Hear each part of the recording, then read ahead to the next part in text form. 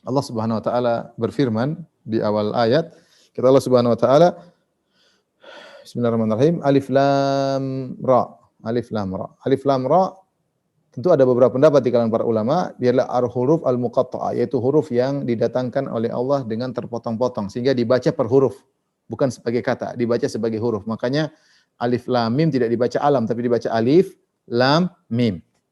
Seperti Alif Lam Ra juga tidak dibaca ar, tapi dibaca Alif Lam Ra.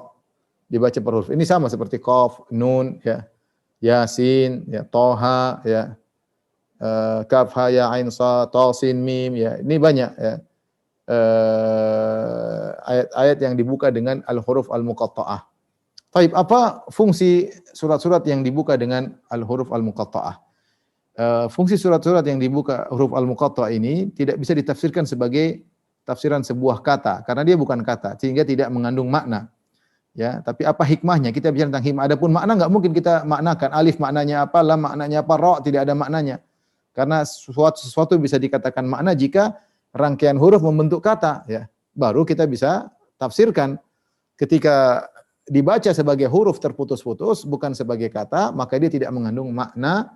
Tapi kita bicara tentang hikmah. Apa hikmah Allah membuka surat-surat dengan huruf al-muqatta'ah? Allah mengatakan, dan ini pendapat yang terkuat, bahwasanya Allah membuka sebagian surat dengan al-huruf al-muqatta'ah untuk menunjukkan mukjizat Al-Qur'an. Bahwasanya Al-Qur'an itu adalah mukjizat di mana Allah menurunkan Al-Qur'an dengan bahasa Arab. Yang bahasa Arab adalah bahasa yang dikuasai oleh Abu Jahal, Abu Lahab, oleh Nadhr bin Harith, dikuasai oleh Walid bin Mughirah, tokoh-tokoh Quraisy. Mereka pakar bahasa Arab, ya.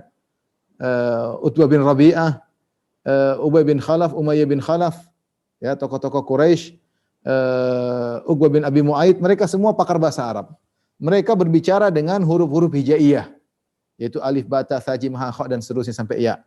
Yang di antara huruf hijaiyah tersebut adalah alif, lam, ra, alif, lam, mim, qaf, nun, ya, kaf, ha, ya, ain, sad, ta, sin, mim, yasin, ya, alif, lam, mim, ra. Ini apa yang huruf-huruf yang diturunkan Al-Qur'an dengannya sama dengan huruf yang untuk kalian bicarakan. Maka seharusnya kalian bisa mendatangkan seperti Al-Qur'an. Al-Qur'an dengan bahasa Arab, tapi Allah tantang. Wa in kuntum fi raibin mimma nazzalna ala abadina fa'tu bi suratin min mithlih. Kalau kalian ragu tentang apa yang kami turunkan kepada hamba kami, ini Al-Qur'an kami turunkan. Fa'tu bi suratin min mithlih, maka datangkanlah surat semisal Al-Qur'an. Awalnya Allah menantang, datangkan Al-Qur'an semisal Al-Qur'an, mereka tidak mampu. Kata Allah Subhanahu wa taala,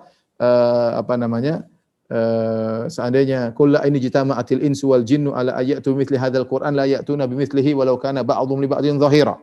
Katakanlah jika manusia dan jin semuanya bersatu padu untuk mendatangkan semisal Al-Qur'an, mereka tidak bakalan mampu. Datangkan semisal Al-Qur'an tidak bakalan mampu. Taib, enggak usah semisal Al-Qur'an, semisal 10 bi asyri suwarin mithlihi muftarayatin.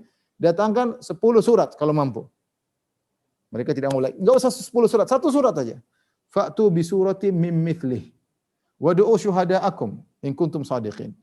Datangkan satu surat seperti Al-Qur'an dan datangkanlah penolong-penolong kalian jika kalian mampu mendatangkan semisal satu surat dalam Al-Qur'an.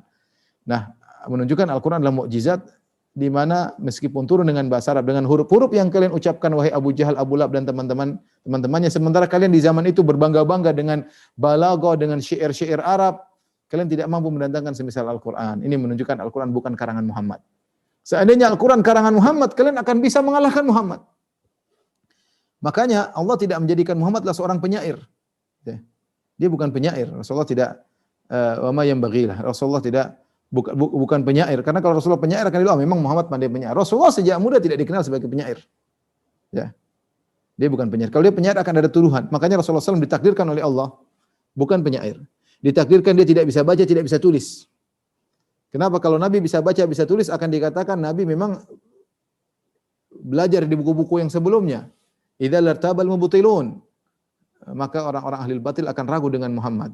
Ya. Nabi wala takhutuhu biyaminik. Rasulullah tidak pernah menulis dengan tangan kanan. Rasulullah SAW tidak pernah baca sebelumnya. Ya, sehingga benar-benar Al-Quran murni turun kepada Nabiyil Ummi. Nabi yang tidak bisa baca, tidak bisa tulis. Dan subhanallah, Allah menjadikan Nabi tidak bisa baca, tidak bisa tulis sampai Nabi meninggal dunia. Agar keontentikan Al-Quran tidak diragukan. Karena ini bukan karangan Muhammad.